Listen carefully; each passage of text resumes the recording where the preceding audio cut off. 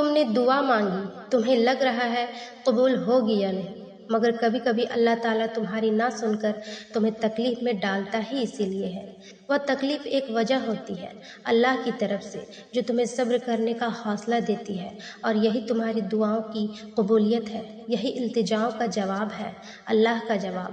وہ بھی یہی چاہتا ہے، وہ بھی تمہیں دینے کے لیے راضی ہے، بس تمہیں سننا چاہتا ہے بار بار، کیونکہ تمہارا اس کو بلانا اچھا لگتا ہے۔ اس لیے بڑی دعائیں بہت انتظار کے بعد قبول ہوتی ہے، کیونکہ اللہ وہ دعا سننے کے بعد سب دیکھتا ہے کہ جو چیز تم مانگ رہے ہو اسے پانے کے لیے کتنی کوشش کرتے ہو، کتنی محنت کرتے ہو۔ جس چیز کو تم جتنا چاہو گے اللہ اسی طرح وہ چیز تمہیں دے گا۔ وہ کہتے ہیں نا کہ اگر کسی چیز کو دل سے چاہو تو پوری کائنات اسے آپ سے ملوانے میں لگ جاتی ہے۔ اگر تم کوئی چیز پانا چاہتے ہو، اس کے لیے تم تہجد میں دعائیں مانگ رہے ہو، تسبیح کر رہے ہو، انتظار کرنا پڑ رہا ہے، مگر پھر بھی صبر کر رہے ہو، اپنی چاہت ملنا ناممکن لگ رہا ہے، لیکن جب اللہ کو سوچتے ہو تو ممکن پہ یقین ہونے لگتا ہے۔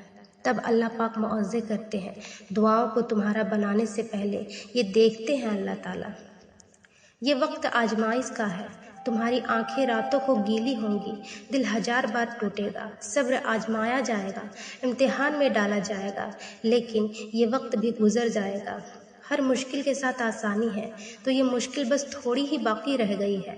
پیارے دنوں کا انتظار بس ختم ہونے والا ہے، جہاں اللہ ہوگا تمہارے ساتھ، تمہارا ساتھی۔ اللہ کے فیصلوں پر بھروسہ کرنا سیکھو۔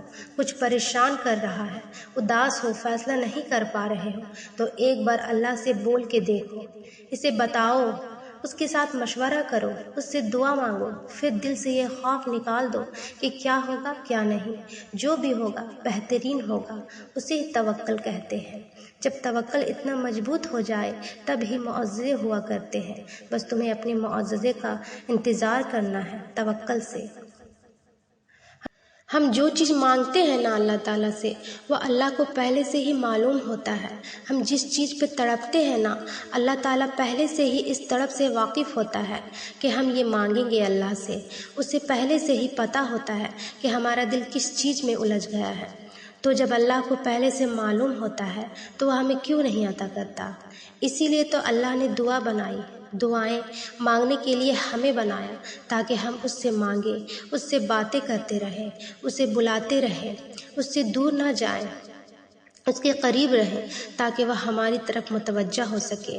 ہم اس سے مانگیں اور انہی باتوں میں وہ ہمارا الجھا ذہن اس چیز سے ہٹا دیتا ہے۔ اتنی محبت کرتا ہے اللہ ہم سے کہ ہمارے لیے ہی وہ ہمیں غم دکھاتا ہے اور ہمارے لیے ہی ہم سے محبت کرتا ہے۔ تنہائی اللہ کے قریب کرتی ہے۔ لوگوں کے چھوڑ جانے سے گھبرایا نہ کرو، جب ساتھ کوئی نہ ہو تو دل خود ہی اللہ کی طرف رجوع کرنے لگتا ہے۔ ہم خود ہی اپنی باتیں اللہ سے شیئر کرنے لگتے ہیں۔ وہ آنسو جو دن بھر روک کے رکھے ہوتے ہیں، رات کو اللہ کو اپنی کہانی سناتے وقت خود ہی بہنے لگتے ہیں۔ اس لیے خود کو تنہا محسوس مت کیا کرو، اللہ ہے نا، وہی تمہاری تنہائی کا سکون ہے۔ جب کوئی دعا قبول ہونے میں وقت لیتی ہے تو تمہیں لگتا ہے کہ بس اب کہانی ختم ہو گئی، اور پھر انسان وہ دعا مانگنا ہی چھوڑ دیتا ہے، مگر شاید کہانی تو وہیں سے شروع ہوتی ہے، اللہ اور انسان کی کہانی۔ جب انسان بے بس و مجبور ہو کر اللہ سے اپنی دعاؤں کا نام نہیں لیتا، بلکہ اللہ سے اپنے بیمار دل کو ٹھیک کرنے کی دوا مانگتا ہے۔ کس نے کہا اللہ باتوں کا جواب نہیں دیتا؟ کس نے کہا کہ وہ ہماری طرف متوجہ نہیں ہوتا؟ کس نے کہا کہ وہ ہم سے دور ہے؟ کس نے کہا کہ وہ دعائیں پوری نہیں کرتا؟ وہ پاک ذات، اس نے وعدہ کیا ہے کہ وہ تمہیں دے گا، تم مانگ کر تو دیکھو۔ وہ آسمان کا نور ہے جو رات کے پچھلے پہر 7ویں آسمان تک آتا ہے اور کہتا ہے، کوئی ہے مانگنے والا جسے میں دوں؟ کوئی ہے مجھ سے محبت کرنے والا تاکہ میں اس سے محبت کروں؟ کوئی ہے جس کے میں غم مٹا سکوں؟ اللہ کو معلوم ہوتا ہے کہ اس کا بندہ کب اسے پکارے گا، کب اس کی طرف دوڑ کر جائے گا، کب بے چین ہو کر یا اللہ بلائے گا۔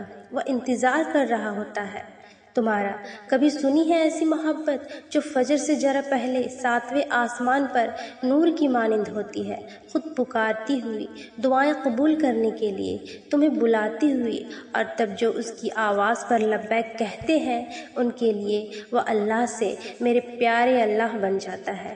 دوست، مددگار، سننے والا، غم دور کرنے والا اللہ پاک